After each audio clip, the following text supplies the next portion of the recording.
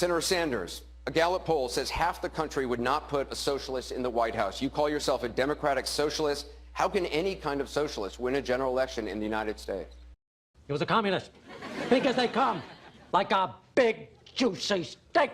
And I have to tell you, it is inexcusable. The Republican Attack Act against you in a general election, it writes itself. You supported the Sandinistas in Nicaragua, you honeymooned in the Soviet Union, and just this weekend you said you're not a capitalist. Doesn't that ad write itself? You want me to say it again? I'll say it again. When someone's unstable, you don't stir the pot, George. And I don't care if you believe me or not. And I'll tell you something else. I haven't had a pimple since I was 18, and how's this? You're fired. I think what Senator Sanders is saying certainly makes sense in the terms of the inequality that we have. I cannot believe that you could perpetrate such a disloyal deed. Breaks my heart to say it. Oh, who am I kidding? I love it. And she forgot the fancy mustard.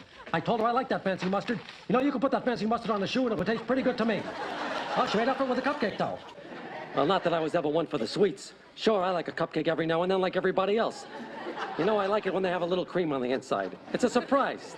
That's good. Plus, the chocolate ones are good, too. Sometimes I just can't even make up my mind. A lot of times I'll mix the two together.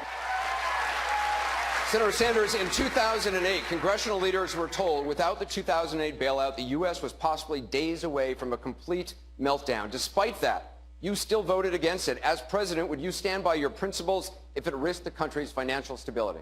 Are you seeing a psychiatrist? Because I got a flash for you, young man. You're non-compos mentis. You got some bats in the belfry. We want to look to the future. We've got to tear down the past. Why did it take 18 Inspector General reports and a CNN investigation and others before you and your colleagues took action? It's very troubling indeed. It's a sick mind at work here. And I'll tell you something else. I am very nervous.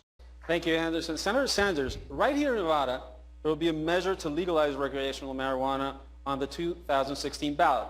You said you smoked marijuana twice, didn't quite work for you. When I find something I like, I stick with it. From 1973 to 1982, I ate the exact same lunch every day. Turkey chili in a bowl made out of bread. Bread bowl, George. You'd eat the chili, then you'd eat the bowl. Nothing more satisfying than looking down after lunch and seeing just a table.